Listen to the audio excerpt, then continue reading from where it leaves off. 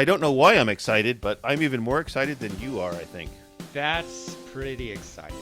That's pretty excited, yes. Actually, I think... You huh? what? You Huh? like? When? You think so, huh? Oh, You think so. never. You know, TJ Collin shout out to TJ Collin, Bro Fluff, I guess, as it were, on Bro Twitter today. Fluff. Bro Fluff, whatever that is. On Twitter today, he was tweeting that he has an engineer friend that pronounces drawings as drawlings, and I'm like, drawlings? That's like Drawlings? baby draws. This is Barely Furcasting, featuring Taebyn and Injured Nerves audio production. Oh, well, Mubark Fluff to all the creatures in the Potiverse. I am Barely Normal, your co-host who likes French toast. And with me, as always, is Taebyn. Hello, Taebyn. How are you this week? I wag. So good to see you once again this week, Barely. And yeah, the French toast, that's some good stuff. So I'm with you on that one. And yeah, it's been a good week. How about you? How's your week been, Barely? It's been okay. I mean, we put some plants in the ground, little baby vegetable plants in the ground, Baby. that we could. Baby, So if they draw, then they'll be drawlings. They'll be vegetableings. Yes, They will They're be vegetableings right vegetablings. now. Yes. So, and I've been scouring the web for artists for my ref sheet. Still haven't found one. Well, okay, I take that back. I have found several that I like, but all of their commissions are closed for like the next year and a half. of And it's course like- they are. That's how it works. Okay. So who were some oh, that you found so- that you like? I don't remember the names because once their commissions were closed, I'm It's like, meh. I'll go and move on. Yeah. I'll move on, so why remember their name? Anyway, so any listeners, if you have recommendations, send them my way. Send them in the BFFT chat or in DM me, whatever you want to do. So, Taebyn, our guest later today is Paradox Red Wolf. And Yay. yeah, and that made me start thinking about paradoxes again. Now stop with the jokes. Oh. I don't want all the same old jokes, but... Okay. But I found something that I want to share with our listeners about paradoxes. Are you ready to hear this? I think so. Should I be? I don't know. Let's try. Let's see here. Let's just try it. Let's just try it. See if you've heard this. So, the English language is a stupid language. There is no egg in eggplant. There is no ham in hamburger. And neither pine nor apple are in a pineapple. English muffins were not invented in England, and French fries were not invented in France. We sometimes take English for granted, but if we examine its paradoxes, we find that quicksand takes you down slowly. Boxing rings are square. The guinea pig is neither from Guinea nor is it a pig. If writers write, how come fingers don't fing? If the plural of tooth is teeth, shouldn't the plural of phone booth be phone beef? If a teacher taught, why didn't the preacher prot? Now, if a vegetarian eats vegetables, what the heck does a humanitarian eat? And why is it that people recite at a play yet play at a recital? They park on driveways and drive on parkways, as you have said in the past. And how can the weather be hot as hell one day and cold as hell on another? You have to marvel at the unique lunacy of a language where a house can burn up as it burns down. And when you fill in a form by filling it out. An alarm clock is only heard once it goes off. English was invented by people, not computers. And it reflects the creativity of the human race, which of course isn't a race at all. And that is why when the stars are out, they are visible, but when the lights are out, they are invisible. And why is it when I wind up a clock, it starts, but when I wind up this monologue, it ends? Indeed. Not outdeed, you would think, but Right? indeed. I mean, there's so many things there I've wondered about, definitely.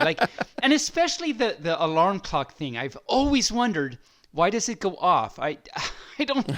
Anyway. My alarm clock went off, and I heard it. And I heard it, well, how did you do that? But no, that's actually something. So yeah, there's so many things there that... And the plural of sheep is sheep. Right, yes. So kind of, what was the one you said? The plural... A tooth is teeth. Yeah, right. So Yeah. should a plural of sheep be shoop? I don't know.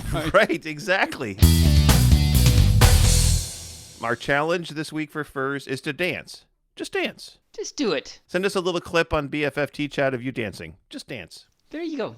Just do it. I like Just it. do it. I like Yeah. it. This should be an easy challenge. It's a very easy challenge. Let's see if any furs follow up. Any creatures in the Podiverse, send us a little video of you dancing. Have we gotten any? Because I've said this several times. No, never. Oh, really? Oh, you knew exactly what I was going to say, and it haven't. Gee, come on. Yeah. We've got a lot of listeners out there, but nobody ever said. We must be doing everything perfect because, I mean, we're not getting. We're the even keel. Nobody's really unhappy, nor are they super happy. So they're not sending us anything. They don't want to send us if they're doing any challenges. We want to know if you're doing challenges. Do the challenge, yeah. Oh, hi. I was running out of breath, so I'll stop doing that. That takes us up to last week today. Last week I mentioned J.K. Simmons, the guy from the... At Farmers, we know a thing or two because we've seen a thing or two. We are farmers. Bum, bum, bum, bum, bum, bum. Oh, yeah. And he's in this show that I was watching. Now, I thought I would have sworn on a stack of bibbles that he was a character in the X-Files, but he wasn't. Oh, dun, dun, dun. I know, right? I don't know why my bear brain thought he was. Because you were going off the... I was going off the rails, totally. If you will, I was off the rails. Dun. Okay. Okay.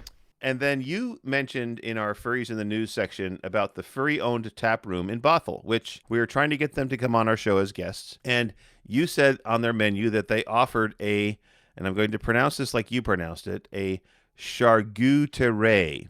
And you didn't know what that was. In all honesty, Taebyn, it's pronounced charcuterie. Now, I'm sure that you've heard of a charcuterie when you go to a restaurant. I have not. What is really? One? Oh, it's like a meat and cheese platter. You order a charcuterie. I've seen those. They bring a little cheese and meat. It's like little veggies on it, maybe some pickled onions. It's a charcuterie. Ta-da! I did not know that. Yes. I have to go back.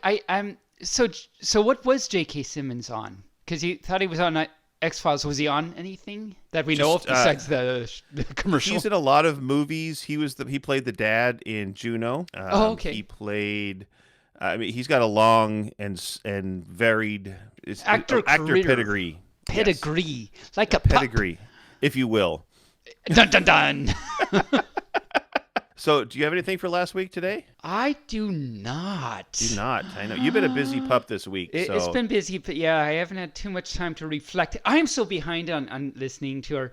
I did actually yesterday listen to a little bit more of the Twitch to Wolf episode, which is like 43, so I'm still quite behind, but... Well, and now we're going to come up with the Fluster's Abridged Dictionary. Why is it abridged? Well, because we had to get over it.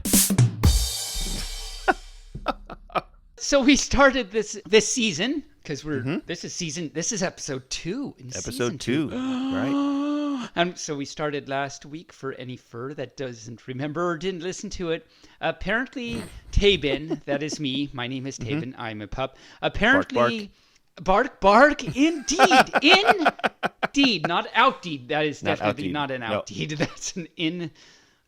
Hi. You have words. Oh, I have words. Yes, words. I did not for a few seconds. You had to speak my words for me because I apparently didn't. But normally I have words, and so we are in the process of defining them, one per week. And last week was Plufferdine.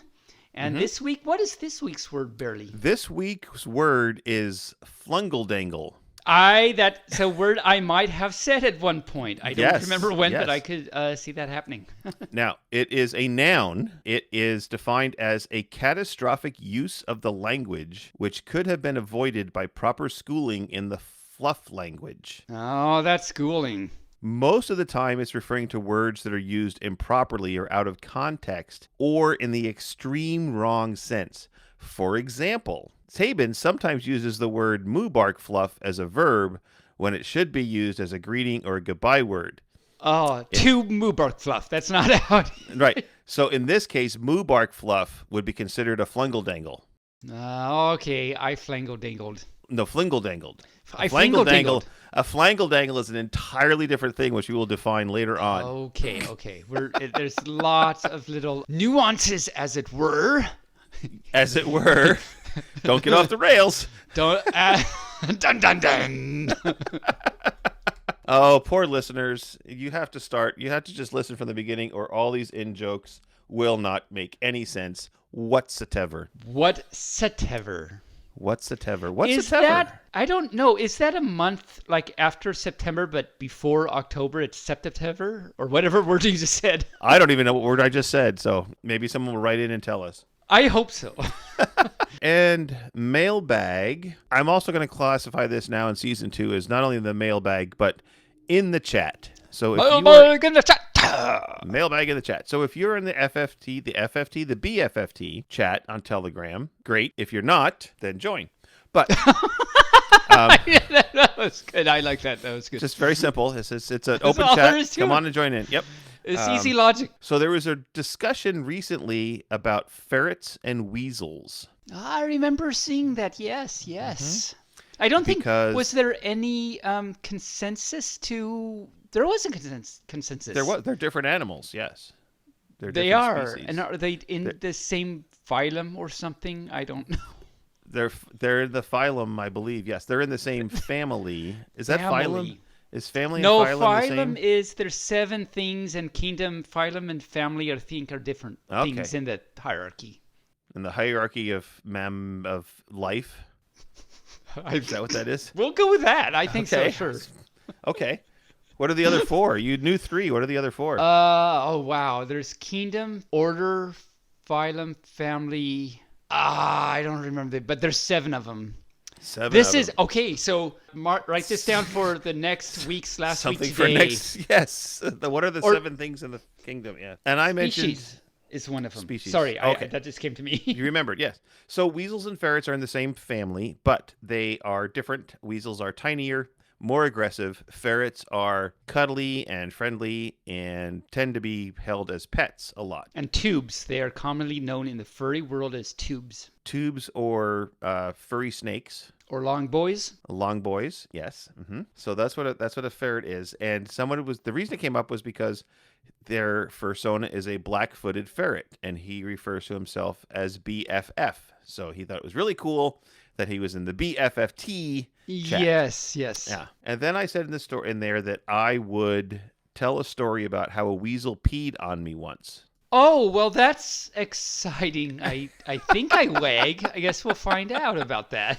So what happened was shortly after my honey and I moved into the house that we live in now, it was winter time. We moved in January. He went off to work and I was getting dressed for work and I was getting ready. And our dogs were in the backyard just barking like crazy, like something was really wrong in the backyard. Oh, yeah. We had 2 dogs. We had a beagle and a bulldog. They were just going crazy. So I come downstairs and I look out back, and on our table in the patio was a ferret sitting there, just looking over the edge of the table, just sitting. teasing the dogs. Yeah, Oh, just sitting there. naughty ferret. Naughty ferret, just teasing the dogs. And then he would walk to the other side of the table, and they would run over and bark, and he'd walk to the other side of the table and bark. And I was like, huh. So I went out there, and he just kind of sat up at his hind legs, and he's like put his little pawsies out to hug me. And I was like, oh, so clearly this is a domesticated ferret. So I picked him up, and he climbed up under my neck, and he hung there. And I'm like, okay, I don't know whose you are, and I'm new to the neighborhood, so I'm just going to take you down to the end of the street and put you in a bush, and hopefully you'll find your way home. And so I did. I took him down, put him in a bush, went back to the house, finished getting dressed, and the dogs are going ape again. It's like, oh my God. Oh, now the doggies are ape. We've got so many animals in the neighborhood. I go back outside, and there's the ferret again on the table teasing the dogs. So how far away was the end of the street? How far did a ferret have to go to get back? A couple hundred feet, maybe 100. But enough that he found his way back anyway. He found his way back, yeah, to my table. To your table where the doggies are. I was like, okay, what do I do with this ferret? So I get online and I Google with the Googler, what do you do with a found ferret? Did anything come up? Was that like a common thing? Did it auto like fill that in? Like it was so common? No, it didn't fill it in, but it did say that there was a ferret rescue place here in Salem. Oh, and I was like, oh, okay, well. So I sent them an email and I called them. And of course, they said, leave a message and we'll get back to you as soon as we can. And I was like, okay. So I have to go to work. I'm thinking, I have to go to work. Because it's the morning, right? Right. I have to go to work, and I have this ferret. What am I going to do? So I go and I find a box, and I think, okay, I'll take the ferret to work with me, and when they call, I can bring the ferret to the ferret rescue place. That's just really cute. I'm sorry, but that's just really cute that you just said the ferret rescue place. That just sounds so cute somehow. We'll have to get them on the show, the ferret rescue place. We will. So I took it to work, and it's in the box, and everybody at work is just like, oh, there's a ferret, it's so exciting, so exciting. And it's just like, just running amok on the table, and we're having a meeting, right? And, okay, that's so adorable. And it's running across the table, and it's running around, people are petting it and everything, and it runs over to me, and it sits in my lap, and it proceeds to pee on me. It likes you. It liked me. I'm like, oh my God, it just peed on me. Luckily, I had a change of clothes at the office because I worked in corrections. And you never know when a ferret's going to pee on you. You never know when a ferret's going to pee on you. That's the real reason to have a change of clothes. Yes, that's right. Just in case a ferret pees on you, keep a set of clothes at your office in case a ferret decides to pee on you. That's the moral of the story. Well, that's very good to know. Very good. Yeah. It wound up okay. They called me and said, we can come get the ferret. They met me in my office. I gave them the ferret, and the ferret was adopted by a lady that does ferrets. So there you go. A lady that does As ferrets, that's what she does. And the ferret lived to pee another day. It lived to pee another day. And you know what I just realized, Taebyn? I just realized the same thing you did. It's past that time. It's past that time. So I'm going to post the link, and we'll see if anybody is still watching to see if they want to come in. I apologize to all our furs that are listening in the Podiverse. I got caught up in my ferret pee story. So while we wait. So late. But no, so late. Yeah. We're naughty. You did. I mean, you did. I was totally enraptured in your story, too. I didn't even notice till I saw you look at the clock. So Enraptured. Ooh, were you raptured by a raptor? Maybe. I don't think a ferret's a raptor. I don't think so either. Unless they go sing with Eminem, then they can be a rapper raptor. I don't know what I'm doing with that. A rapper raptor. Let's move on to media while we're waiting for someone to come into 5 Minute Furs. Am I okay? I don't know. Don't choke. Let's start with you this week. What are you doing with media? Oh, hi. Hi. Barely, how are you doing? I'm doing superlative. Superlative. So that means you are is that the best or bestest? Superlative. I think that's the bestest you can be. I think so. What's the one below it? It's some type of relative. Let's do that for another next week. So we've continued watching the current season, the newest season of Young Sheldon. Very great, as you know. You're already seen it all. It's really great. He's still so annoying. God, he's so annoying. Yes, that is the word. Oh my Lord. But it's a great show. We saw some more Enterprise. Really good. I'm still really liking it. Oh, good. And also came in on Netflix is not Discovery, but Picard. So we'll watch it. We haven't watched it yet. Picard came into Netflix, really? Yeah, we got it on disc. So it apparently wasn't when you watched it. Oh, you got it on disc. Yeah. So shipped, so mailed to you. Okay, yeah, that's different. It's not on their streaming service. So we'll start that soon. That'll be good. And we watched an actual movie. Wow. Dun, dun, dun. Dun, dun, dun. Did you go off the rails? That's what I want to know. Only if you will. But that's not an official, if you will, because you're the one that says if you will. So that was me trying to. I'm such a poser. I'm a poser pup. Look at that. I'm not opposed to it at all. Oh, good. So we watched this movie called Vision Quest. It's a movie from 1985. Wow. Yeah. Wow. And I mean, you usually think of 80s movies like you don't think they would be good or anything, but this was actually, me and my honey both, we really liked it actually. It's a movie from 1985 that we really liked, and it takes place in Spokane, Washington actually. So was it filmed in Spokane, I wonder? I think so, but we're not, that's true. We're not actually sure, I guess. I don't know for sure. But I think it was filmed in Spokane. So it's a high school wrestling thing, like the main character is a high school wrestler, and it's not one of those that is like totally focused on the sport that they're doing. It's part of it, but it's not like the main part of it. So it's like there's sports in it, which really, I'm not a sports pup, so it's amazing that we liked it. And there was lots of 80s music. There was lots of 80s, like you can totally tell it's an 80s movie. But we really liked it. And I want to read from the internet a very short synopsis or about the plot. It's about a high school wrestler in Spokane, Washington, who has trouble focusing on his training regiment when a beautiful young drifter takes up temporary residence at his home. A drifter? Dun, dun, dun. Not a drifter? A drifter. I guess. Anyway, so it's really good. And it's interesting. I think it says something about the show when. So this is on IMDb, where it actually has 6.6 out of 10 stars, which, for an 80s movie, that's pretty good. But this little summary I just read, they spell regiment without the T, so they spell it REGIMEN, which I feel says something about the movie when the plot is like they don't pay attention to their spelling in the summary. I don't know. Well, that's a word. Regimen or regiment. They're two different words. Oh, so maybe this is really? Yes. Okay, so now I have to learn something. What is this? What does regimen without a T mean? Sort of like a series of things, like if you have a vitamin regimen. Maybe I've been saying the wrong word all my life. Maybe. But then again, the English language is kind of screwy. So which we've mentioned. Yes. So a regiment without a T is not something you can do in Britain because there's no T. Because they have to like T. Yes. They have to.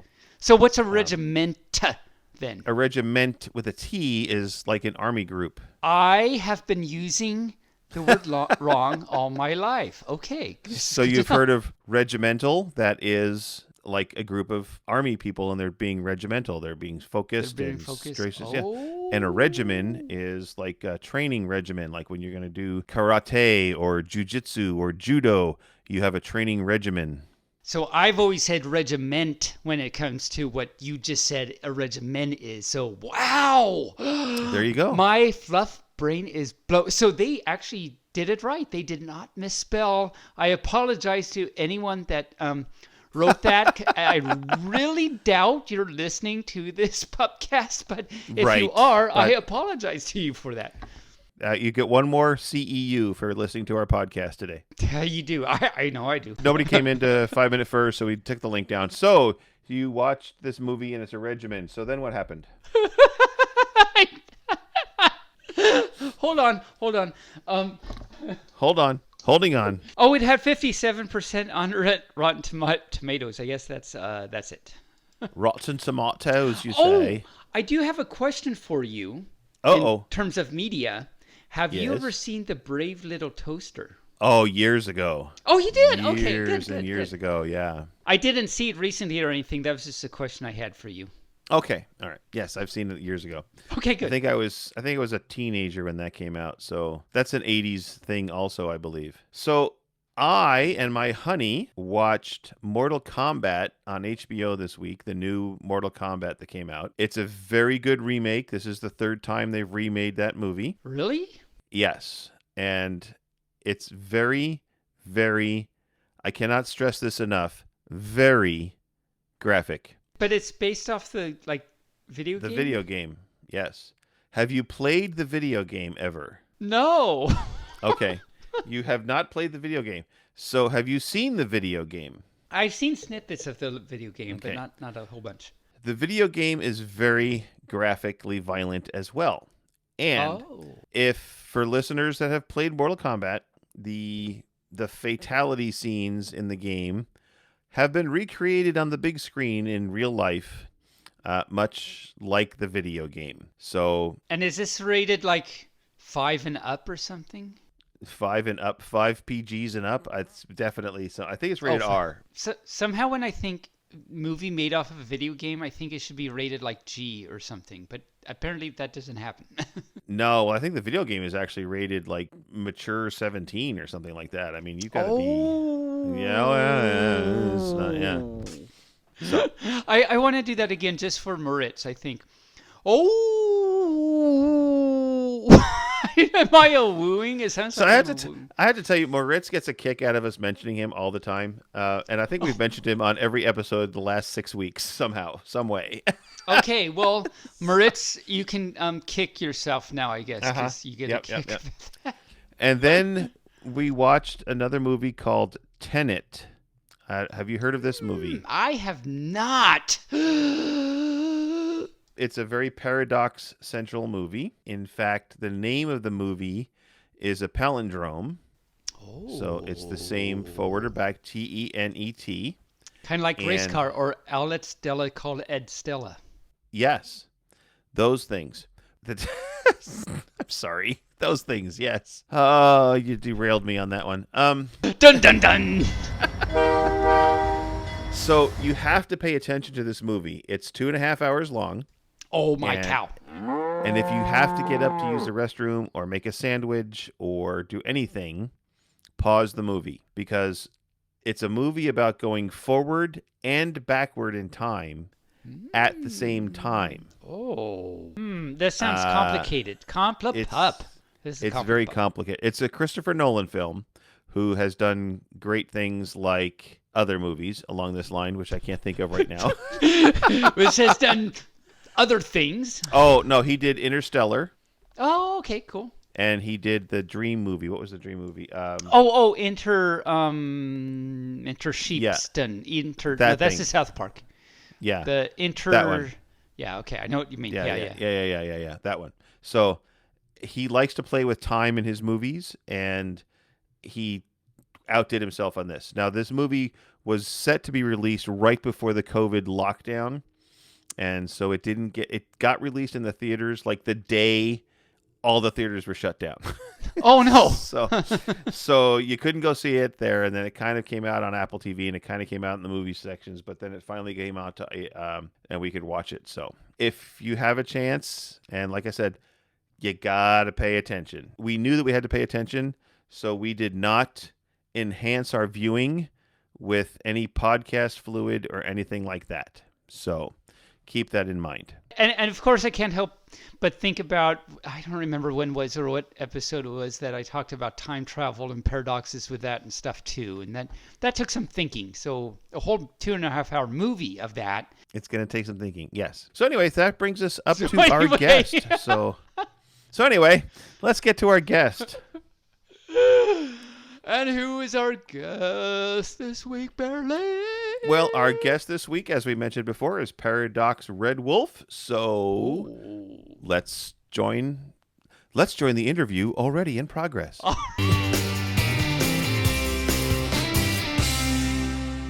So joining us today is Paradox Wolf. Welcome to our show, Paradox. Hi. How you doing? Hi. Considering things, I think I'm doing okay. Like everybody, I miss my friends, I miss traveling, I miss cons, but, I'm grateful to be doing as good as I am, and I can't wait to see everybody again. Good. Well, and the other person joining us, who's that over there? I believe my name is Taebyn. It turns out, yeah, that's it. I remember now. Yes, my name is Taebyn. I am a pup. Bark, bark. It's so good to have you on the show, Paradox. Thank you and stuff. Yeah, thank you for having me on. And it's really good to talk to you. You're a good boy. I did it? How did I even do that? I wag. I totally wag. You're amazing already. I am even more excited that you're on the show now. No, I really appreciate it. And by the way, Taebyn, because you've been in one of my chat rooms for a while, and you always bring a joy to my heart every time I see you being a cute pup. So it's an honor to be here. Oh, well, is my fluff red? Yes, it is. You're just so sweet. So apparently we have you to thank for one of our hardest workers on our show, Rain Raccoon. I don't know if you know him or not, but apparently in one of your episodes of Furcast, you gave a shout out about our podcast. We didn't even know we were on your podcast. And he turned around and started listening. And the next thing you know, he's volunteering. And now he's one of our chief editors for the podcast. And he says you're a sweetheart, by the way. Oh, thank you very much. Well, I will I'll give him hugs when I can at a con and there isn't a plague in the way. All right. So, Taebyn, I assume you have some things you would like to talk to Paradox about. It's true. And, It must be that you are a wolf that likes to go swimming and go boating and stuff because you are with Paradox. Because that's what you park boats by. Is the anyway? Hi.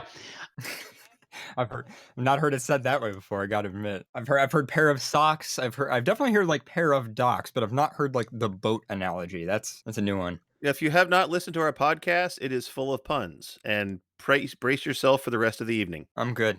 You're so speaking of personas, Mr. Wolfie. Tell us about you. How long have you been this amazing Wolfie? And where do you come from? And how did you come to be and all that good stuff? Oh, man. Okay. Well, so I've been in the fandom for probably 13, 14 years, somewhere around there. So it's been a long time running, since I was a kid, basically. And I live in Buffalo, it's basically near Niagara Falls. Canada is a 10-minute drive from my house. So that's the best way to put that. Wow, you're a Wolfie that lives in a buffalo that's close to falling. Well, it is cold here, I will say that, and red wolves are not from here, and I do get very cold because I'm very small, and I do not have very thick fur, and so it regularly, like, half the year is below freezing here, and it frustrates me. Wow, yeah, I bet it would. What do you take it out on, like socks and like rip socks up to take out your frustration? No, I just drink a lot of tea and snuggle friends, a lot of friends, and a lot of snuggling, and that solves it. Snuggling is great. Yeah. And do they wear socks? I feel like maybe you're in need of socks, so I might have some socks I can give to you if that's your thing. If I get it. Sometimes you need to choose some socks, but You tie him in a knot, and you throw him. He chases it. If he chews him, he's happy for an hour. And then it's the next hour, and then bad things happen. So I have to ask, where does CTC Wired come from? It's one of those weird things because, like, on the internet, on one hand, our identity is very dynamic, and it's kind of, our identity, especially in the furry fandom, sort of exists in a layer on top of, the IRL self, which I think is really cool. On the other hand, sometimes you invent some dumb username and it just haunts you for eternity. So it started when I was signing up for AOL back in the day when, like, you needed to come up with a screen name for AOL Instant Messenger. And I think it was like my father suggested to me that I do my initials. And then he goes, oh, what about like, your initials and then nerdy, like nerdy, CTC or whatever, because CTC is my initials. And that was taken. A bunch of things were taken. And then finally I did wired, like, you're really wired in kind of thing. And I just kept using that name. And now I'm too afraid to switch off of it because it's like I've had the same email address, same Twitter account, same everything for like a decade, and so it just, you don't want to change it, lose everybody. So it's one of those kind of annoying things. So I can't help but say, I don't know if you know who Path Hyena is from TFF. Yeah, Path. Things. Yeah. So if you listen to the pupisode that he was on, he talks about where his name came from. And I forget the story, but basically Path is the Windows environment variable from Windows 3.1. So, and it just kind of stuck, and now he can't change it. So it's amazing how often what you were just talking about actually happens. That's awesome. I love legacy stuff like that. That's a neat backstory. It actually really is, and it's amazing how often that actually happens. And so, what is paradoxical about your Wolfie? Yeah, it is one of those weird names because it's like, some furries have names that aren't really names. I guess I picked it because there's, I guess, like things that conflict about me, in different ways. And I was also just felt like a cool name back in the gaming days, signing up for Steam and stuff like that. Unfortunately, there's also a lot of other paradoxes, which, I met a couple of them. They all seem mostly they're pretty cool people. But every once in a while, one of them will like get in trouble or upset somebody. And then I get a bunch of angry messages. They're like, I can't believe what you said. And I'm like, that wasn't me. That was some other paradox. Like, so that happens once in a while. But, Yeah, I get confused with another bear person every once in a while. I'm like, nope, that's not me. I wasn't even in the fandom when that happened. Yeah. So you mentioned Buffalo in New York. What is the furry scene like in New York? I feel like it's like a lot of local fur scenes. I feel like I can say that, where it's like it kind of comes and goes. Every once in a while there's some bowling meets and they're around for a while and then they kind of dissipate. I think it's every once in a while everybody's like, hey, we're all furries, we should hang out, and then you realize that like maybe not everybody shares interests, and the other thing is we have a major university here. Well, two actually. We have University of Buffalo and we have RIT, Rochester Institute of Technology. And so a lot of people come and go. There's a lot of turnover. And so that's kind of another factor too, where like, all of a sudden there's a bunch of people and there's a group and everything's happening. And then, a year or two later and everybody left. So, but I will say Toronto though, fantastic. There's wonderful furries in Toronto. They have an amazing group, especially the Kerfluffle group. They do all kinds of fun, crazy stuff. They have like fur meets on streetcars and, pool parties. And so I love going up to Toronto, and which of course I can't because of, COVID and the border is closed, but a lot of awesome animals up there. Nice. So cons then, you've been in the fandom long time. I imagine you've been to many a con. What are the typical cons you would go to? When was your first one and all that good stuff? My first one, Anthrocon 2010. I believe it was right around when they hit 5,000 attendees, which was a big deal at that time. I loved it. I loved every minute of it. And then I did Fur Fright, which eventually turned into Furpocalypse, which is still going, I believe. I also frequent FCN Furry Connection North, which then became Motor City FurryCon in Detroit. There's obviously MFF, which has got like 12,000 people now almost. And then Infernal Equinox in Toronto. And then I also one time went to Furcons, as in NZ or NZ, in New Zealand, because I actually visited some furries in New Zealand. And that was really fun. What was that like? Really cool when you step off a plane on the other side of the planet and you just pick up right where you left off talking with your friends. Like, it's as if nothing happened. It's like you just already know all these people. You fit right in. It was a really cool feel. I mean, granted, it's a Five Eyes country. It's a Commonwealth country, I suppose, but not that far out of my English speaking and everything like that. But still, the other side of the planet, it was pretty cool to just be like, wow, like. It's like nothing changed. It's just, going furries, friends, snuggling, eating food, having fun. It was awesome. I loved it. And everybody there was really awesome. Nice. This pup definitely hasn't been too far off. The furthest, I'm West Coast pup, and furthest east. Well, I've been to Anthrocon once, but besides that, I've been to TFF several times, and that's the furthest east I've been. So New Zealand is like a long ways away, it turns out. Yeah, and I actually had another flight out there planned. I was going to go to Furdu in Australia, but I had to cancel those flights because of COVID. And funnily enough, I didn't have to cancel those flights, but I'm glad I did, because had I not canceled them, I might have gotten stuck there, actually. At least to a certain point. I'm sure at a certain point they would have let me come back home, but it was, not good. So it sucks, but it is what it is. It is, it turns out. Yeah, and I got my vaccine. It hasn't made me TF into my fursona yet, though. Say that again? I got my vaccine for COVID on both of them, but it hasn't made me TF yet. TF? Yeah, transform. Isn't the vaccine supposed to transform. Gotcha. Yeah. I thought that I was pretty sure the 5G microchips were gonna turn me in my fursona, and it hasn't happened yet. I'm waiting. Maybe it'll happen one night. You'll wake up and you'll be your fursona. So speaking of that, sort of, you've been around in the fandom a long time, of course, which we already covered. But what is your involvement? I mean, you've been to cons, but we've already mentioned it. Tell us, what's your big, wonderful involvement in the fandom? Paradox Wolfie.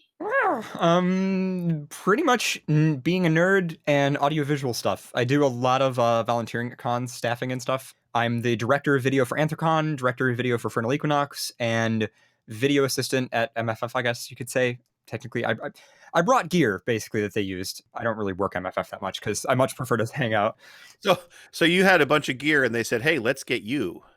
Well, I brought a bunch of gear for them to use. I basically donated some stuff for them to use for their live streams, but then I ended up not working it. Whereas Anthrocon, I'm in the ballroom the whole time, doing camera operations and switching and graphics and stream operation and stage hand stuff, all that stuff. I love it. And so you're well rested at the end of the con then. Yeah, I always joke because it's I go to take off work and my coworkers are like, oh, how was your vacation? And I'm like, I spent most of it working, but I mean, I still love it, and everybody's amazing. It's like a family. It's really fun. So what do you do with the AV stuff? I mean, I see furs do the whole AV stuff and they're setting things up and doing things, but what do you do? What is your pause on that you do?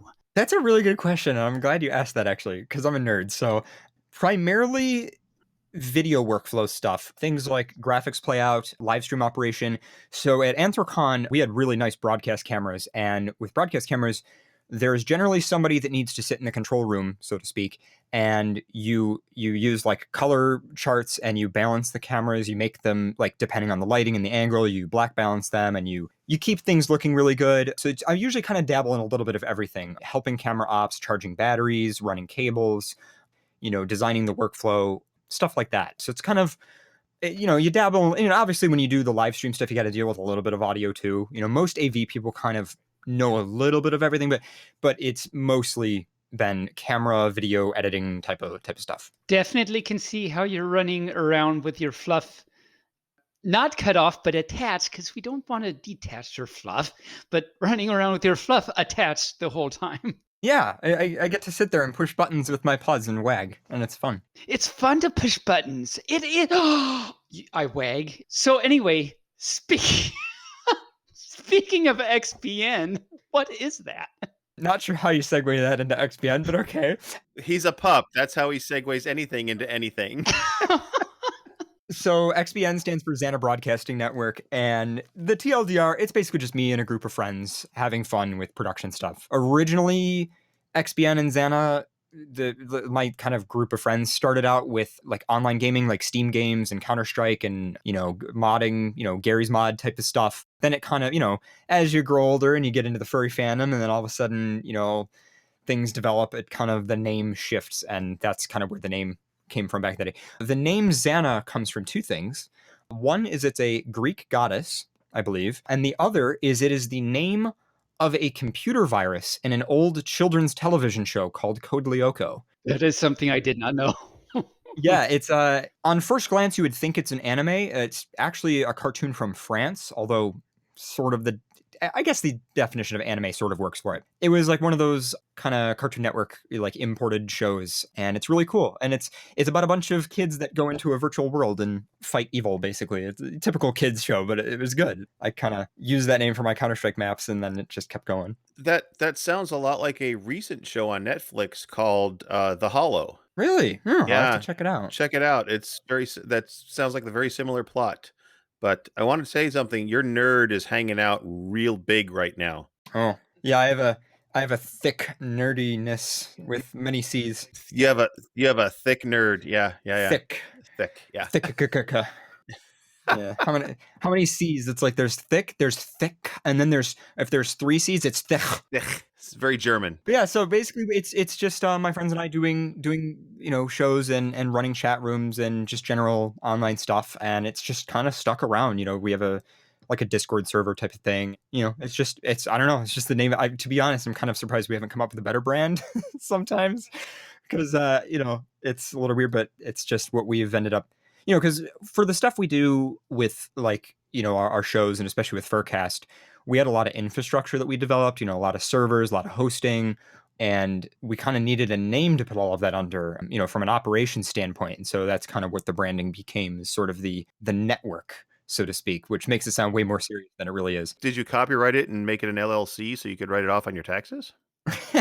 So it is not an LLC, but it is a tax write-off. Well, it was when I was making money on it. When I was, because all the money that I made on it just got put right back into it. So I was able to write most of it off, luckily. But I don't make any money on it anymore. I do have a Patreon, but it's paused right now. So I might bring that back someday. Many ways. But so right now, it's not, I don't make any income on it. It's just all hobby fun stuff. So XPN stuff, like your Discord and everything, is still like around, like furs can go do that? We mainly have a big Telegram chat for our old show Furcast, which we're going to change the branding on it soon, but it has 500 members, I think, right now. And there's tons of people in there, and we try to moderate it pretty heavily, not in like an overreaching way, but we want everybody to have a good time. And, we do try to really get to know everybody and make sure, somebody has a bad day, that's one thing, but we try to make sure that it's a place where it's very non-toxic. We're very careful, that like if we maybe find out that like some person with, let's say, very right-wing extremist views makes it in there, we're kind of like, and we give everybody the benefit of the doubt, but we try to make sure it's a safe place for everybody, basically. Yeah, I see other furs say hi in there all the time, and it's a very safe, happy place. Yeah, and we allow NSFW stuff too, but we keep it in a separate place too, which is nice. So that way, you can you can have those discussions, but it's not, it doesn't show up on your screen. It's not in your face or anything. And so it is 18 plus, by the way, worth mentioning it for the chat room. So you mentioned, and we mentioned Furcast a little earlier. How did that come about, and where is it now? And what is it? Let's for any fur that doesn't know, what is it even? Well, the tagline of the show was a slow motion car crash because it just felt like a disaster all the time. It was basically a comedy podcast, essentially, a furry comedy podcast. It started when I was 15 in high school. And I started it just because, 15-year-old in high school, like, I'm going to make a furry podcast, and live streaming was kind of new at the time. Like, I don't think Twitch was even around at that time. I think it was still Justin.tv at that time. But anyway, I had some nerdy friends and we got going, and pretty quickly people came around. I mean, I think my one co-host came on board pretty quick, like within an episode or two. I think Faye was on by episode 10, and man, it just kept going. It just grew and grew and grew. And finally, the thing that we were known for was just outlasting everybody else, because, other people had tried to start podcasts, but like we just, all of a sudden we were at episode 50, and all of a sudden we were at episode 100, and all of a sudden 150. And I was like, oh my God, it was fun, and people, would travel and visit, and we had, furries from Europe coming to be on, and it turned into a pretty big thing, and I'm overall very proud of the whole thing. And how many episodes ultimately were there at the end? Almost 400. Wow. The number on the website is a little bit under, but we also did some like charity shows and stuff like that didn't count. Yeah. So you could say 400 episodes. That's a goal for us to set and keep. We're going to beat Furcast. Good luck, man, because now I'm terrified of committing to anything new, because every time I have an idea for a podcast, I'm like, oh, that'd be a neat podcast. And I'm like, oh, shit, compared to, what I just got done with, it's like, man, that's a lot, Oh, we're at 50. When this comes out, we'll be at 57 episodes. But we were weekly. What was Furcast weekly? Yeah, pretty much. We would cancel once every other month for a con or something, but other than that, it was all live, and it was every weekend, and with rare exceptions and everything. And we ran all our own infrastructure too, so we didn't use YouTube or Twitch or anything. It was all our own website, all our own servers, and which that was, in a lot of ways, Furcast became an excuse for me to do nerdy things, when it was like, I run a really fancy camera, and I was like, oh, I don't really have a reason for a fancy camera. And then it was like, oh wait, I do Furcast, and then it was like, it was an excuse to kind of, still provided entertainment for people. So, we each person involved kind of got something different out of it, I think. And 10 years, that's long. That's a long time, 10 years. Yeah. So of all the episodes, what was your favorite episode? Oh man. You had to have one that stands out in your brain. 301 was fun. That was we just did a big party. For whatever reason, we had just moved and set some stuff up, and we weren't ready to celebrate when 300 came up in the schedule. So what we did as a joke is we did 300, and we're just like, hey guys, yep, 300, welcome to the show, cool. And then we just moved on.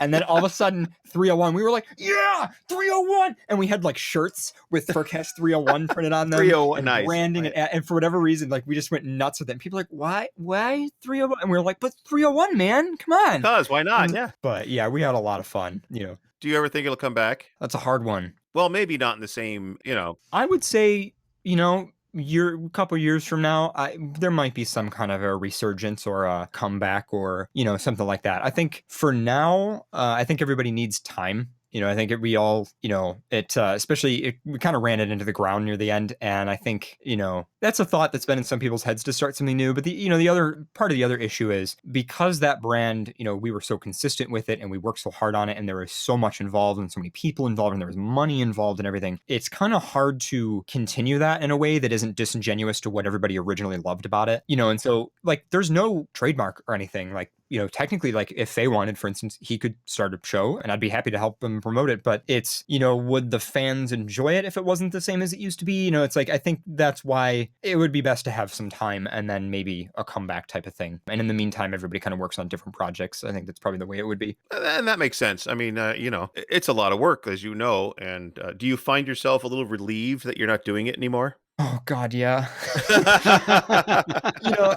I miss it in a lot of ways. It was a lifestyle. I mean, it was just, that was every weekend of my life. But now, it's like I said, I have ideas for like new things, and I do one or two other little shows, and I have a friend who also has another show on my network. But for the most part, I'm happy to just kind of relax, and I needed a month or two of just kind of sitting in the dark in my room eating some microwave pizza rolls and watching YouTube, if you know what I mean. Yep, Just that little bit of a break, and then kind of have little one-off projects, for virtual Anthrocon this year, for instance. I'm going to be helping with a lot of that, and I'm excited to maybe film some music videos, travel and shoot video with some people. And so, I'm focusing more on those types of things for a while, just kind of one-off, until something feels right. I'm sure when the time comes, the motivation will come. Well, you're a creative fur and nerd, so something's going to happen. It's a combination there. Something's going to happen. We just know this. Yeah, there is that thing that happens creatively where it's like, you want to do something, you feel like you want to put something out into the world that people can enjoy, or that people will get something out of. And, I will say I'm very envious of people who can just sit at a computer for hours and edit something and just make a masterpiece. Those people, like I'll shout out one of my favorite YouTubers, Foofy, one of my favorite fur YouTubers, I should say. He, tons of like really very edited videos of, having fun on VR chat and stuff. And, if you can do that kind of thing, more power to you. I am horrible at not the technical side of post-production, but having to make creative decisions. I'm the type of person where once I record something, I don't want to listen to the edit, because if I listen to the edit, I'm gonna be like, oh, this isn't good enough. And I'm never gonna want to put it out. It's never done, right? Whereas if I do it live, part of the motivation for live is that like it's one and done. Right. You get one shot and it's out. And that's generally it's been a struggle for me, because I keep thinking like, oh, I should make a YouTube video or something. It's like, oh yeah, but then I gotta edit it, then I gotta watch myself, and well, yeah, and editing is it takes hours and hours and hours. It's just, people don't get that. And we've talked about that on our podcast before, about how long it takes to edit even this podcast. So it's, when we did a live show for FC this year, and it was great. It's like, we did it was one and done. There was no editing involved. And I was like, wow, that was really good. But we're just not set up to do it live all the time. It's just not something we can do, which is sad, but And it also depends on how far you go. Sometimes you get into like, you got multi-cameras or multi-track recording, and then you're editing out ums and ahs, and I mean, you can go as far as you want, and it's overwhelming to know what the limit is and how you want it to be perceived, and trying to time things, especially if you've got intros and you have to introduce things. It's again, those podcasts that are out there that are very narrative, again, mad respect for that kind of. Yeah, a lot of folks have categorized our podcast as tightly edited, which I never quite knew what that meant, but it's like, okay. Yeah. So we don't have a lot of spaces in between words. I like to close them up and set them out there, especially when you're paying to put things up on the interwebs, and it costs you extra money for that. If you go 1 minute over your hour, it's like, oh, there's another $20. Just like, okay, I got to cut that minute out to get rid of that, So, but anyway, life goes on. And make it consumable too. I think that was the other issue the long-term issue I kind of had with Furcast is, it was a live show. It was supposed to be kind of a live experience. Right. And yeah, we recorded it, but the recordings were like 3 freaking hours. Oh, I know. I went to listen to a few, especially when I was trying to find the episode where you mentioned us, which I couldn't. I listened to a bunch, and I'm trying to scan through it, and I was like, where? And there's like, oh, look, this next one is 4 hours. Oh, okay. Yeah, and like the opposite extreme is like, one podcast that I like is BBC Minute, where like every hour they just put out like a 1 minute summary of the news. And I would listen to that, and I'm like, that's great. Get in my car, hit play, it's done in a minute. And so I always had this envy for short form content and people who put a 5 minute, video up on YouTube that's well done. And again, Furcast, it was fun the way it was, but that was always kind of a... Well, and it's a commitment for the listeners too. I mean, it's a lot of furs that I've talked to that have listened to Furcast, and Rain, our one of our editors, he said it was a way for him to be involved with other furs from a distance. So yeah. Yeah, I know a lot of friends who just, while they're cooking in the kitchen, while they're folding laundry, whatever, they just want voices on in the background, and that kind of the feeling of being at a table with friends kind of mood, I think that's what a lot of people enjoyed, and especially if you got a long trip, I had a lot of people who would send me emails and say, listen, I got an hour commute every day to work, and it's great, so for that I understand, but still just personally, I definitely want to consider some short form content in the future. I feel like I owe that. There you go. And speaking of creativity, what do you think of monograms? Monograms? See, it's funny. You said that word accidentally earlier, and all I can think of is the Telegram cryptocurrency that didn't go through, the grams, I think they were called, or something. Never heard of it, but that was probably before my time in the fandom. It was, it's been going on for the past year or two, but the TLDR is Telegram got a bunch of funding, and then the SEC got involved and said, this is not a commodity, it's a security, I think, because of, crypto. And then Telegram was like, well, we got to give, it was like billions of dollars or something like that. They had to give all the money back. Oh. Yeah, because Telegram is they're kind of in that state of funded by some millionaire dude, and that's not going to last forever. So they need to come up with a business model. Yeah. And they've opened up Telegram quite a bit, and I get a lot of spam on there now, which really doesn't make me happy. But I don't know if you've experienced that. You get a lot of spam on there? Yeah, and it may be because we've got the podcast and we've got people that listen, and the podcast basically is my name, so they find me on Telegram, and it's like, would you like to do this? Would you like to do that? I'm like, no, block, block, block, block, block. Yeah, I've seen a lot of groups that have bots that try to take care of that. You enter a group, you got to enter a CAPTCHA type of thing. And well, we do that too, but when they find me, my own name on Telegram, that's where I'm getting all the spam. It's not in our BFFT chat, but in my own personal Telegram. But a really good, a positive thing to getting all that spam is if you're really hungry, your lunch is right there ready for you, just ready to go. There you go. Just get some mustard. Oh yeah, that. So what is Friday Night Tracks? Friday Night Tracks has been going on even longer than Furcast. Oh, really? It's been going for 11 and a half years. And it was a music podcast that I started. It was kind of like a DJ show. And originally, when I was like a little kid, I wanted it to be a tech show. It used to be called Friday Night Tech, and it was always a joke. And then we changed it to Friday Night Tracks. It's a DJ show, and it got kind of like Furcast. It got bigger and bigger and bigger, and then may or may not have gotten an angry letter from the RIAA, the Record Industry Association of America. It was automated. It wasn't a person. It was like a bot that had found one of the links on our website and was like, this, dear hosting. They didn't even know that they were emailing me. They thought they were emailing a hosting provider, and they were like, this needs to be. It was some song that somebody played in a DJ set. Because one of the problems with that, right, is like, it's one thing to live stream it. You can get licensing for live performance rights. Like most furry cons, for instance, pay licensing for that. The problem is when you host it online, it doesn't really cover that. So now it's a private podcast. It's like an invite-only thing, and it's just kind of an among friends. We stream live on Twitch and stuff, but it's a lot of fun. I love doing it. It's like a several hour show where we kind of take it through it's like a journey of music, so to speak. We go through really upbeat stuff and rock and electronic stuff, and then, orchestral, and it's fun to do, and it's fun to have guests on and do sets. But unfortunately, that show had to kind of go the way of underground because, we just share it amongst each other now. So it's a secret podcast. Basically. What do you think about Boops? Boops. I love Boops. I actually call both of my mates Boops. Oh. And I'm like, I'll be like, you're a boop, and then I boop them, and then I'm like, you're a boop, and then I live with Boops, and I call, especially cats. Cats are Boops. Dogs are Boops. Can I be a Boop? I'm a Boop pup. Yeah, you can be a Boop. I'm a Boop pup.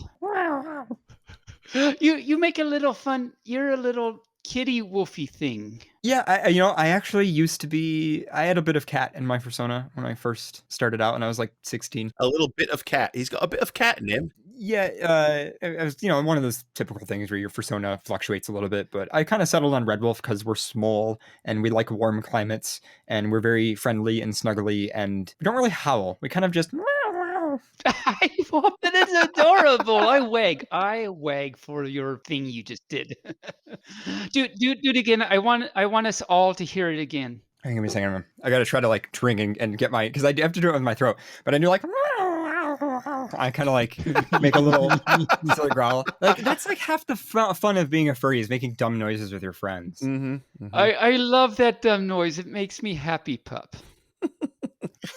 Okay. Anyway, what is Disc Dive? Oh, Disc Dive is a new show. It's like all indie underground music, and that's done by the mate of our web developer. So one of our friends. His name is Doobie, and he lives in Toronto, and he does a little, it's a monthly show. It's like really kind of ambient, kind of trippy sounding like electronic music and stuff. And it's called Disc Dive because he has literally shelves of CDs that like various indie musicians have given him. And he originally did the show on Second Life. He was big into like all the furry clubs doing Second Life shows, and then now he's doing it with us. But yeah, nice. And so that's still going. yep, yeah, and I think he still does the Second Life one too. It's actually kind of surprising how many people are still on Second Life. It's That is surprising actually.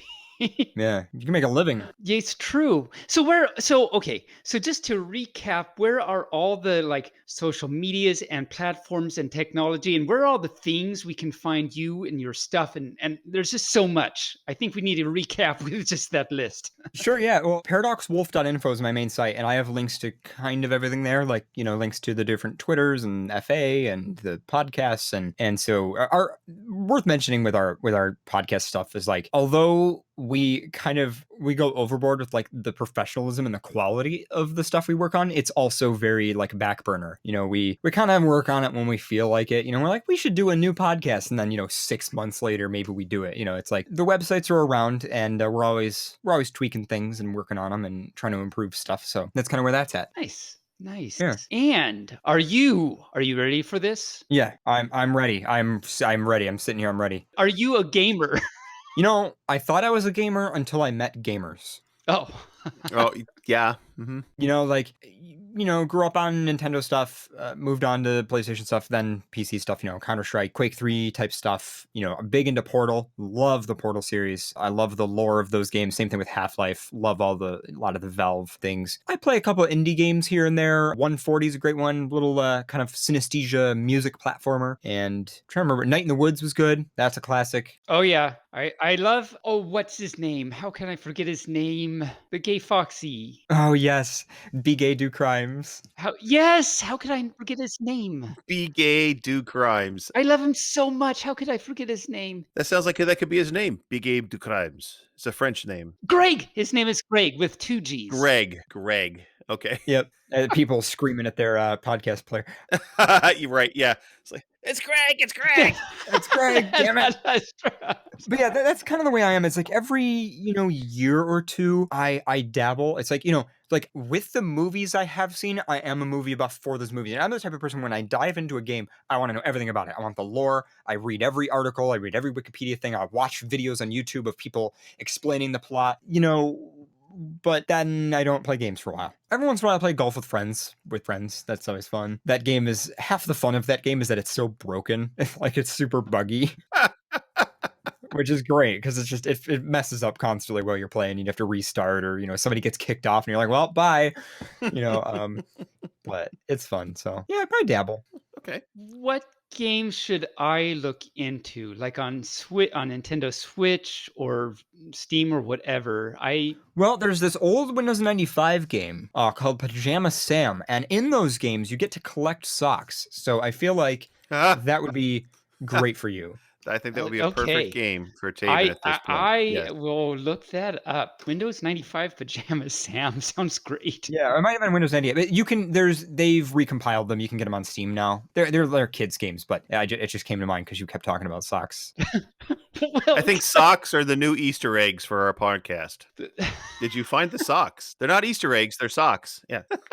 Oh my cow.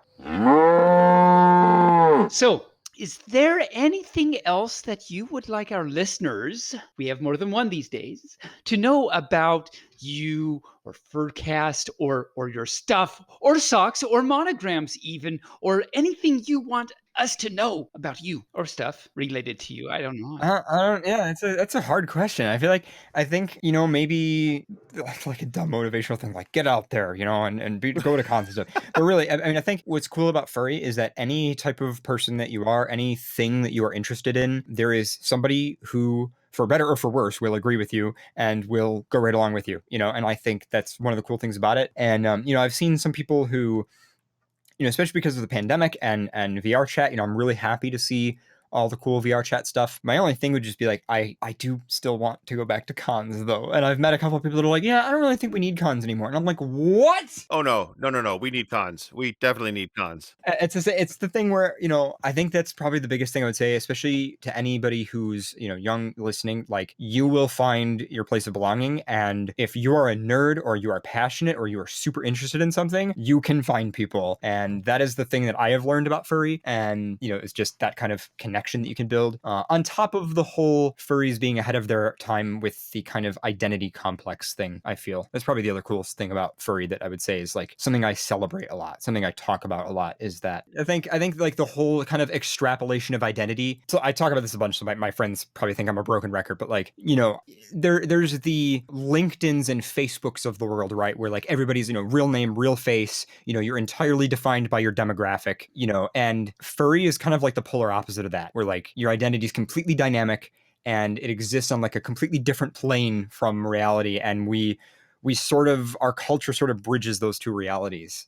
Well, normally we would ask, or I would ask you for your parting shot and words of wisdom, but you already did that when Taebyn asked you if there's anything else you'd like to know, which is fine, because that was great information, great things to have. And I agree with you 100%. We need to have cons, totally need to have cons, because there is no way that furry, well, yes, it could exist without the cons, but that is what furry is all about, are those cons, those interactions, all the things that are going on with everything at a con. They're just wonderful. There's just there's no other thing like that in the world. Yeah, and I think another cool thing about furry, as much as it is dramatic, especially on things like Twitter, I do appreciate that as a culture we do question our kind of morality a lot of times when it comes to like fantasy and reality and bridging the two, where it's like, people, I feel, think really hard about that, about like, because of, furry can get you into all kinds of really interesting, weird things, and a lot of it is, weird, but harmless. And then there's other things that are, maybe harmful to people, but it's like, I think we constantly need to question that and push that envelope. And that is something that is, as much as the drama might seem exhausting and it might seem like it's just, oh yeah, another thing of drama. And don't get me wrong, like Twitter is exhausting, but I think it's important that we do that. And the fact that we do that is why furries are so ahead of their time when it comes to things like LGBTQ acceptance and letting people kind of live out their fantasies in healthy ways and supporting others. I think that's really important. And so I hope we can keep doing that. Awesome. And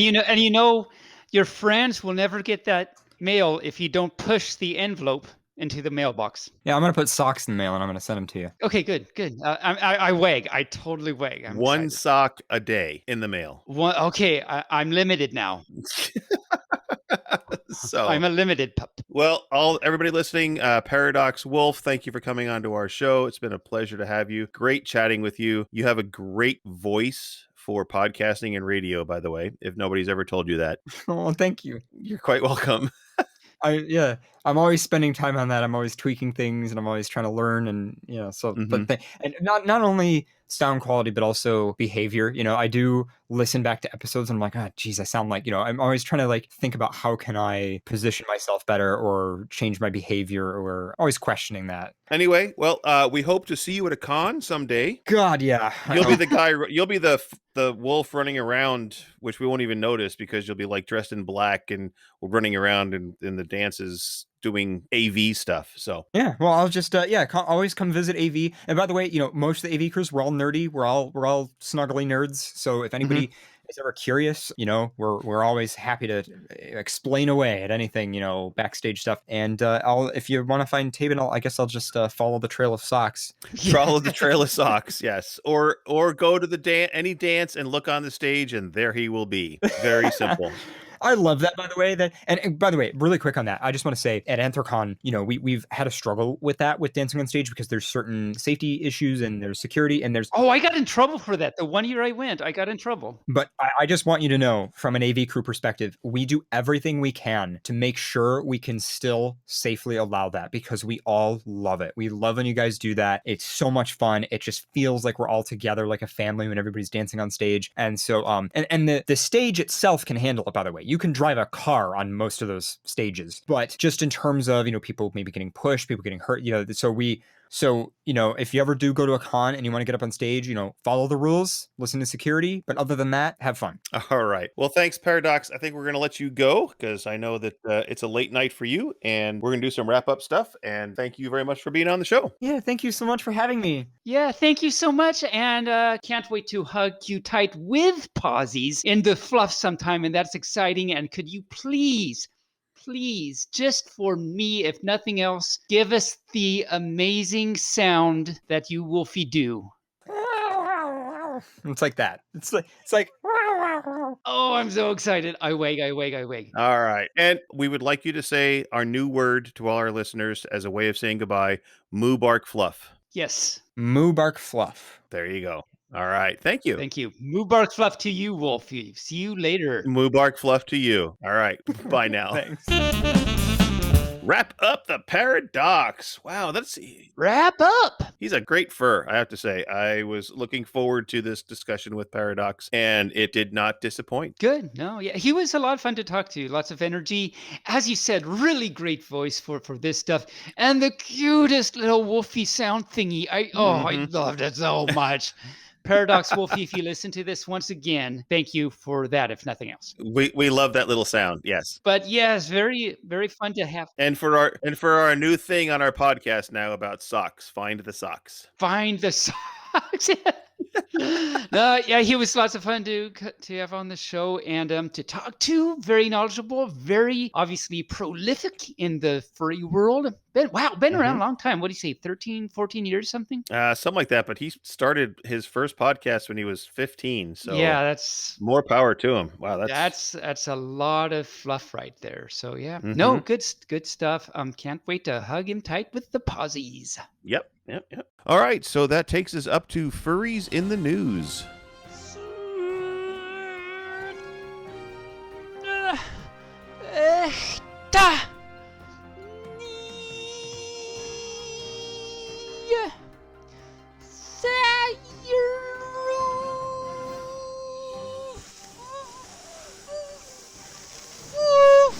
I think I know what that was. I wonder if any others. I bet I do. What that was Furries in the News backwards. I'm going to have to play it backwards to see what it sounds like frontwards. I see what it sounds like.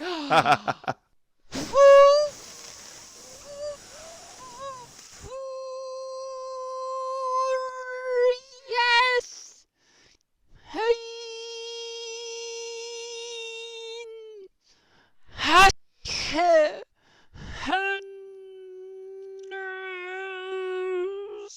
Oh, really quick, do you know what Furries in the News is in Swahili? Furries in the News. It's Furries Katika Habari. Okay. And I'm sure I pronounced it wrong. Okay. Well, okay, just in case, for all our Swahili listeners, thank you for that word. So the only news I have, I don't know what news you have, but the only news I have is that we have a release date for Beastars Season 2. It will be in July of 2021 is when that's coming to America. Yes. Legoshi. I love me a Legoshi. And Jack, Legoshi and Jack, like they should so be together. Although I know a lot of furries out there want Louie and Legoshi to be together, but I don't know. I think Jack and Legoshi would be so sweet. Oh my. All right. Yeah. Ooh. Okay. And so that's it for Furries in the News, unless you have something. No, that's it. I mean, I'm just busy thinking about the romance between Legoshi and Jack. Okay. Well, you ponder for a second. I will ponder. Okay, done. All right. So, there are no upcoming events in the next week or two, so we can kind of gloss over that. Glossed over. Or as they say in New Jersey, glossed over. How do they pronounce creek in New Jersey? Creek. Oh, they don't do crick or creek or no, something? No, a crick is West Coast. That's a crick. So. Really? Yeah. So I'm like, where am I then? Because I go creek. You are, I don't know, but I don't know because I remember moving out here. So there was some words from the west to the east. So moving out here. Okay. I'm 14 years old, right? And this is totally not Furries in the News, but it's barely telling a story. So I'm 14 years old. It works for me. We move out from New Jersey, and I talk like this when I'm coming in here. So I'm talking about coffee and going for a walk, take the dog. Coffee walkies. Yes, when you get a cold, you get a cough, and you write with chalk on the chalkboard. You sure do. Right, and so I get here, and you have a soda. Okay, and so I show up here with my family. We're in this tiny little neighborhood. We moved to Sublimity, where there was 500 people. Sublimity, Oregon. Yes, it's near 500. Okay, that makes sense. So I haven't heard of it. We go to a welcome barbecue at the neighborhood across the street. This other person who's my age says, "Would you like a pop?" And I was like, I said, in my face? I said, my pop is over there talking to your pop. He says, "No, that's your dad. Do you want a pop?" I'm like, "I have a pop. What are you talking about?" So it's like, like a cola or a Coke. I said, "Oh, a soda." And he looks at me and says, "A soda?" I'm like, What's that? And my soda is over there talking to your soda. Yeah. It's like, and then, of course, we went to the grocery store, and they said, "Do you want a sack?" It's like, "No, I'd like a bag." I don't know what a sack is, but okay. So words like that. I am told because I always have said pop and bag and stuff like that. So I'm apparently from where you're from. You must be. You must have said soda and bag and yeah. So it was a grocery bag, not a grocery sack. And then of course they said, "Let's go fishing down the creek." And I was like, "What? Fishing down the creek?" I'm like, I am so with you. I am so with you. That's a creek. And of course, being from the East Coast, there's a difference between a creek and a stream. Oh, there is. Really? And we'll talk about that next week on Last Week Today. So that takes us to, do you have math, Taebyn? I do have, I have math. You have math. Or as they say in Great Britain, the maths. And I mean, I know why they do that. They say that because it's mathematics. Yes. And so they say the maths. But that's always been a pet peeve of mine is don't say the maths. It's just one math. I had a pet peeve for a while, but he ran away. Oh, he was cute. And what was his name? He was cute. His name was Peeve. Peeve the Peeve. Okay, so we weren't sure of his species. You'd think it was Peeve, but no, that's his name. It was his name. Yeah, Pet Peeve. Anyway, math. Because he really wants to be pet right now, so Pet Peeve. Let's get off the rails. We're so far off the rails. Dun dun dun. If you will. And if you will, there you go. Okay, now the circle is complete. Yes. So yeah, actually, this is well, from my puppy point of view, I think this is interesting, but we'll see what you think about it. So there's this thing called the shooting problem, aka it's really better known as the group Russian roulette problem. A group Russian roulette problem. Yes. Well, it comes from a book from 2004 by P. Winkler. And that's his first initial. I don't think he pees Winkles or anything. Would that be a Pwinkle? Was he a Pwinkle? He was a Pwinkle. A Pwinkle. So this is by a Pwinkle. It's a Pwinkle. It's a cute little Pwinkle. It's a Winkle, but a baby one. That's a Pwinkle. So it's a cute little Pwinkle. Right. And he had his son named. He had his son named Perry, so it was Perry Pwinkle. It was Perry Twinkle and his baby friend Drawling. Yeah. Moving right along. And this is in a book by Twinkle called Mathematical Puzzles, Connoisseur's Collection.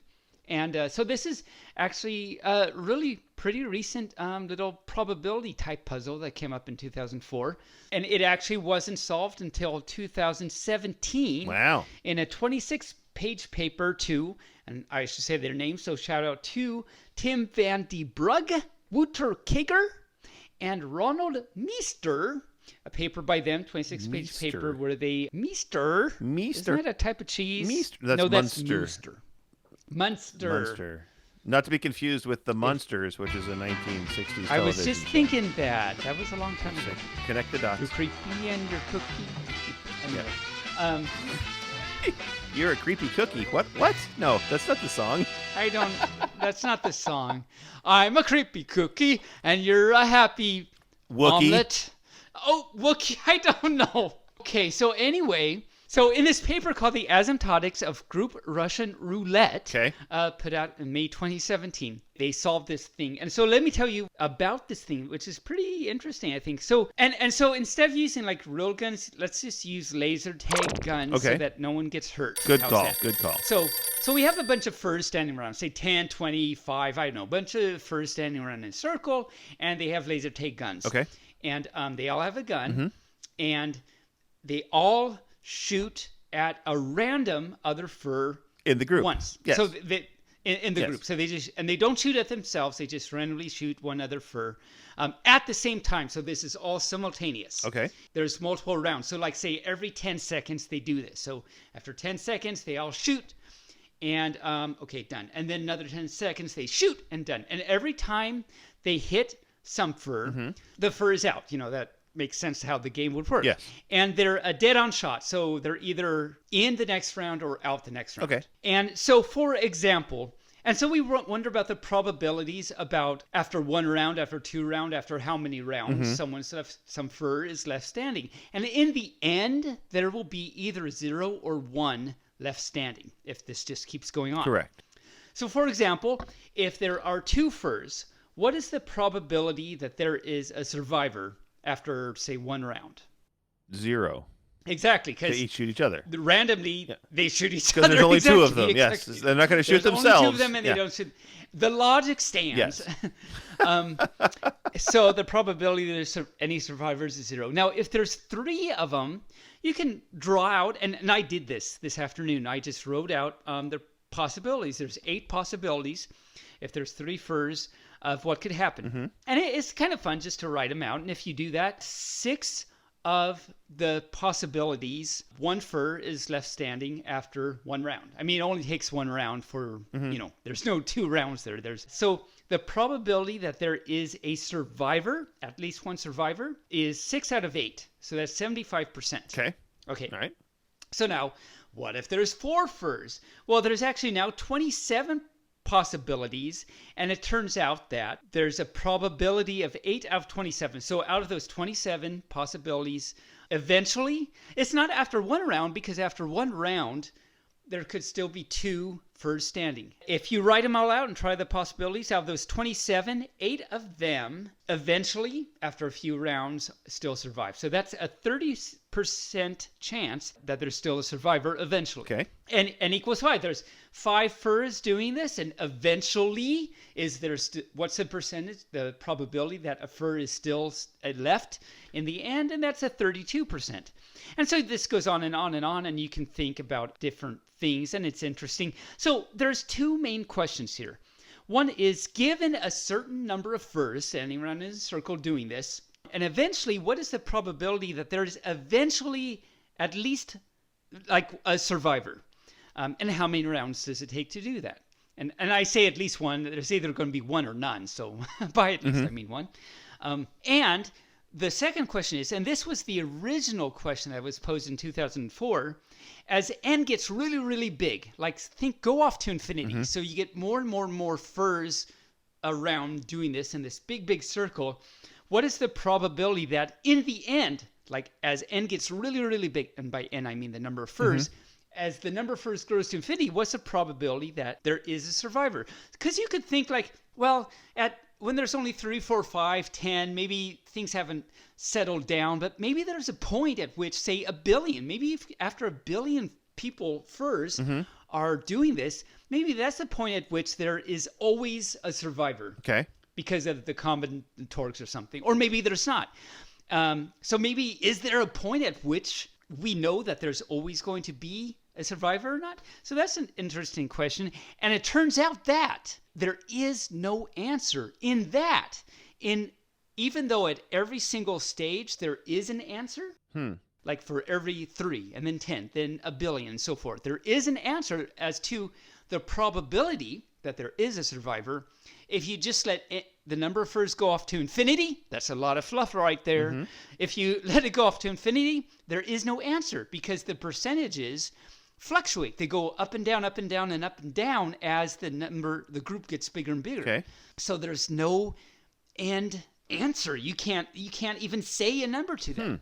So that's That's pretty interesting. There's just no limit to that. And this is related to a question about coins. Like you could have several different coins that are weighted differently. So when you flip it, there's a different possibility. It's not just 50-50 chance that you end up with, say, a heads.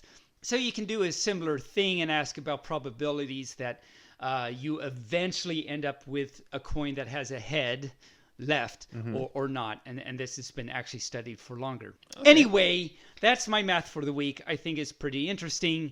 May just be me, but if any of you furs out there found that interesting, look up. It's a free download. You can look at the paper. It's called the Asymptotics of Group Russian Roulette from May of 2017, and there you go. And it's a 26-page paper to prove this. It's pretty cool. Wow. All right. 26 pages. That's a lot of pages to prove a...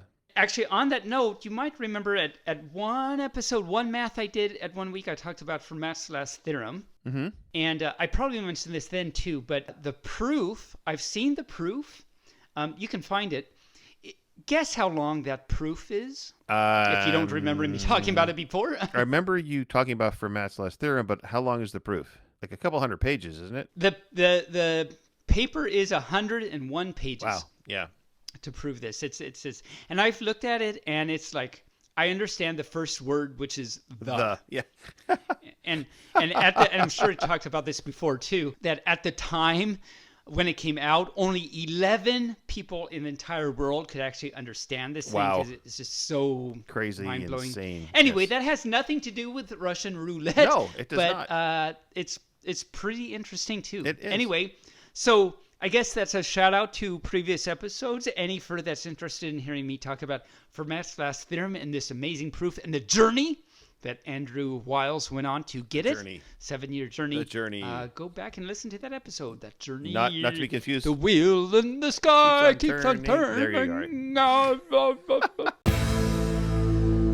It's a jokes week. Are you excited? I wag. You wag. What am I doing? I don't know, but a bear can't wag. We can only wiggle the nub. Yes, that's a, well now. Wiggle the nub. Now clearly, I don't know whether a binturong can wag their tail or not, because it's so big. My bottom half is a binturong, so maybe I'll have to look that up, see if we can wag our tail, or we just try to drag it along. Who knows? I don't know. You just drag it. It's just drag it along. It's a dragon tail. As you pee on yourself. Yes. It's a dragon tail. It's a dragon tail. Do you know? I know you know the answer to this because I've said it before. Uh-huh. So now you're tested. Are you ready for your test? Sure. Go ahead. You better get this, and you'll figure it out anyway. Yeah. Where do you get dragon milk from? A cow that's with no legs. A short-legged cow. Yes. Okay. And that takes us into our really bad jokes. That was a good segue. I'm sure I did that. I'm sure you did. Yes. Uh-huh. Oh, have you got your book of really bad jokes, or do you have a new book? No, I don't. I have my regular book, and we haven't done this for like 2 or 3 weeks, I think. Know. So I think I know where. Hopefully, I don't read the same page. I'm sure you will not. I'll just go to the next page, yes. And then we'll make sure that. All right. So tell us about your book, since we haven't done this for a couple of weeks. Yes. So just to refresh your memories.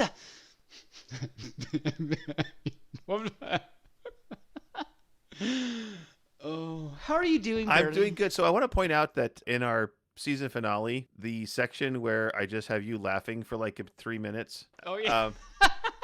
That section, I get lots of comments about people telling me you do? That it makes them laugh so hard and they listen to it over and over and over again. So we bring joy with you just laughing and losing your control. Okay. So, yeah, just put that on repeat, I guess.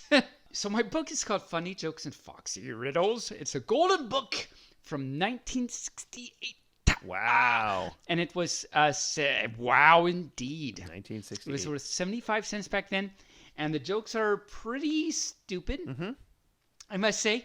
And I also have not read them ahead of time. So we're all listening to them for the first time, even me, right now, which means it could go either way. And any of furs that have been listening for a while might remember that some of these we don't even know. Like, it takes 2 or 3 weeks until some fur can explain to us what the joke means. So we'll just have at it. How's that? Quite. So I'm going to start. Quite. Now, Taebyn just reads her jokes randomly. I, on the other hand, scour for bad jokes that I can tell. And Scour.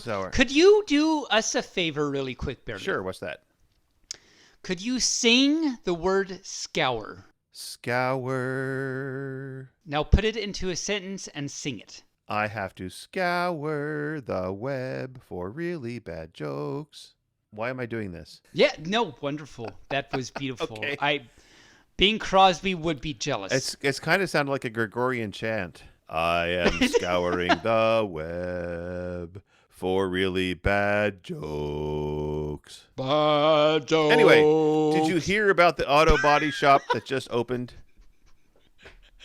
Besides the rails that it was just on and then off? Did you? No, I did not. Could you please tell us about this, Barry? It comes highly recommended. Oh, snappies. All right. Give us a joke, Taebyn. Give us a joke. Oh, well. That's a hole in the ground. Well. That's 3 holes in the ground. That's 3 holes in the ground. Or a lump in the bush. Now, ask me what I'm talking about. What are you talking about, Taebyn? I have no idea, but thanks for asking. You're welcome. I do want to know, though, what did Batman wear when he went swimming? A bat suit? You're so close. Try again. You're so close. Bat thing suit? Take out T and H. A batting suit. Yes. Oh, you're so smart. Okay. Yes, that's exactly. You led me down the golden path, so there we go. Holy chlorine, Batman. Holy chlorine, Batman. You are with diving boards. Good thing. It's a good thing we took our anti-chlorine patches this morning, Robin. Why, yes, it is, Batman. What is this even I don't going? know. That was the old Batman jokes from the 60s. So, I know. So I was going to make myself a belt out of my old watches, but then I realized it would just be a waste of time. We're going to make a belt out of your old watches, and then it would be a waste of time. That's the key word. That's the key word, yes. That's the key word. That's what I was missing. Yes. But I want to know, apparently we're on a Batman kick. I want to know where. Oh, you so know the answer to this. I'm going to be so disappointed with you, Barely, if you don't get this right. Where did Batman plant his flowers? Come on, you can do this. Where did Batman plant his flowers? I can't even. Oh, my cow, I love you. You're going to hate yourself. In a botanical garden. Oh, okay. A botanical garden. I love it. Yeah. Okay, I love it. Yeah. I thought you might like that. Yeah, did you? Wow, this whole page. It's all Batman jokes? This whole page is Batman. Okay, well, that's This good. whole page is Batman. Right. Okay. Did you hear about the physicist doing an experiment with atoms? I did not. Tell us about the physicist that did experiment with atoms. Well, he lost an electron and said, man, I really got to keep an eye on them. There's a lot there. I even got the ion part. The ion, that's it. The eye on them, yes. Neutrino. Neutrino, not an old trino, but a neutrino. But new one. You got to keep up with the changes. You know, you want the new stuff. The newest trinos. Neutrino. You need the newest trinos. The newest trino. Yes. So that goes to the superlative thing we were Right. talking. It all comes around. Right. Not the old west trinos, but the new west trinos. The new west trinos. Many puns. Why do I have a Why do I have a boy band? Why do I have a boy band in my mind now? When you say new West Trinos, for some reason I'm thinking boy band, and I don't know why. Don't know. They all know, they all know we're beautiful. Songs manufactured so carefully. Flip up my hair, I cure cancer and heart disease. Me, me, me, me, me, me, me, me, me, us. Me, me, we all know, we all know we're beautiful. I don't think the new kids on the block. On the black? Not the block. The new kids on the black. Moving along. Tell us another joke. I don't know what's happening. Oh, my fly. Uh-huh. So, why? See, let me read ahead and see if you should know this one too. Yeah, I think you could get this one too. Okay. So you have another No chance. bat jokes. Okay. Why does Batman brush his teeth with gleam? I have no idea why. To help prevent bat breath. Bat breath. Oh. Which is really bad. I like the Wow. botanical garden a lot better. Yeah, than that, much actually. better. Much better. Much. Yeah, so I attended the symphony last week. It was one of the first things that was opened up in the COVID, and it was Nice, a nice. special performance of all Beethoven, but I think someone substituted vodka for the water in the water bottles for the Uh-oh. yeah, because it was the bottom of the ninth and the bassists were loaded.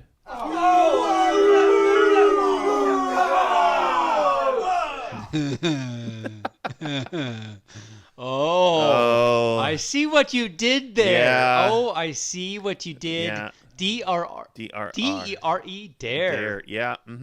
So, time flies like an arrow, but fruit flies like a banana. And unless you have another joke, I think it's time for us to wrap this up. Well, there's two more Batmans. Oh, We've we got gotta to finish the Batman. give us the two Batmans. Okay. Okay, it's like we have... Oh, and there's Batman on the next page. Oh, I'll just do the two on this page. So, why does Batman walk around in his pajamas? Oh, he doesn't have a bat robe. Yes! Okay. Yes! Oh, Okay. you... I'm thinking. Every fur out there, love the Barely. This is, bat robe. this is the reason. This is the reason they listen to hear you. No, they Anyway. listen to you. No, they listen to you, and you want to know why? Because of this next one that Okay. you are going to get right. Okay. So all you furs, this is why you love Barely right here. No pressure. What did they say about Batman when he went crazy? He went batty. Actually, that could be a very... Oh, That could okay. be, that's actually... Yeah. There's multiple statements. We'll accept that. That's why we love you. But that's not what the book says. So take another guess what the book says. I have no idea. I know what I would say, but it's not PG-13. I'd say he was bat crazy, but that would be not the right words. Indeed, the right words are, he has bells in his bat free. Oh, bells in the bat free, not bats in the belfry. That was an old term for crazy, was you have bats in your belfry. Yes, indeed. Indeed. Well, Taebyn, we've come to the part of the show where we have to say goodbye to our listeners until next week. Oh, sad pup. I know. Next week. Parting is such sweet sorrow, but we know that they'll all be back next week when we have returning guest Cassidy Civet on the show. She's Ooh, Mark. Yeah, she's going to be telling us about all her newest music and projects, so you won't want to miss that. So until next week, every fur, moo bark fluff, stay furry. And another reason to come back, remember that Barely is going to talk about the difference between a creek and a stream. Don't cross them, or else the big dope the marshmallow creature might will come fall out down. and give Yes. you cookies. Yes. Yes. There's something very important I forgot to tell you. What? Don't cross the streams. Why? It would be bad. So yes, on that note, thank you so much, everyone, for listening. I hope we entertained you. I hope you enjoyed it. I hope you learned some things about math and history. And if we did history, I don't even remember if we did, but if we did, I hope you learned something. Thank you so much. We'll bark at you next time. Can't wait. Have a wonderful week, every fur. Stay safe. We love you. Have a good week. Bark, bark.